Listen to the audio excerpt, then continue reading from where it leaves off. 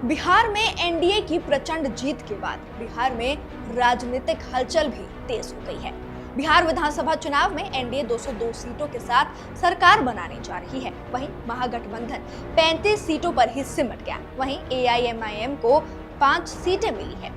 चुनाव नतीजों के बाद बिहार में मुख्यमंत्री पद को लेकर सियासी गर्माहट भी बढ़ चुकी है। हालांकि चुनाव से पहले नीतीश कुमार को ही एनडीए का चेहरा घोषित किया गया था, लेकिन बीजेपी के बड़े भाई की भूमिका में आने की चर्चा ने समीकरण ही बदल दिए हैं।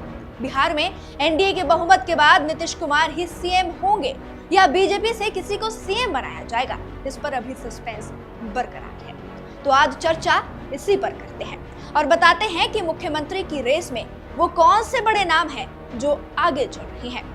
सबसे पहले है नीतीश कुमार, जो वर्तमान में मुख्यमंत्री है। चुनाव से पहले ही पीएम मोदी और अमित शाह ने नीतीश कुमार को एनडीए का चेहरा घोषित किया था। लोगों के बीच चर्चा है कि जिस तरह 2020 में तीसरे नंबर की पार्टी रहने के बाद भी बीजेपी ने नीतीश कुमार को मुख्यमंत्री बनाया था, उसी तरह बीजेपी इस बार भी अपने पुराने सहयोगियों को दिया हुआ वादा निभा सकती है। और साथ ही नीतीश कुमार के पास 15 वर्षों से अधिक का प्रशासनिक अनुभव भी है। उनकी छवि सुशासन बाबू की रही है। हालांकि जेडीयू का बीजेपी से छोटी पार्टी बन जाना उनके प्रभाव को कम कर सकता है।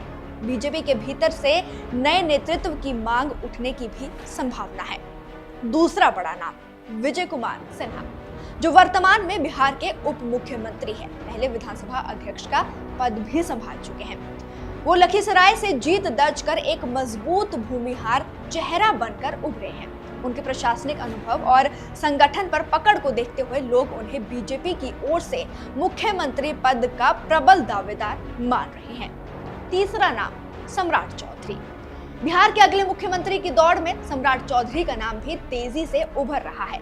वो एनडीए के भीतर एक मजबूत ओबीसी चेहरा है और बीजेपी में उनकी भूमिका लगातार बढ़ी है। युवा, आक्रामक और संगठन पर पकड़ रखने वाले नेता के रूप में उनकी पहचान है। अगर बीजेपी नीतीश कुमार के विकल्प के रूप में अपना ओबीसी नेता आगे करना चाहे तो सम्राट चौधरी सबसे प्रमुख दावेदार माने जा रहे हैं।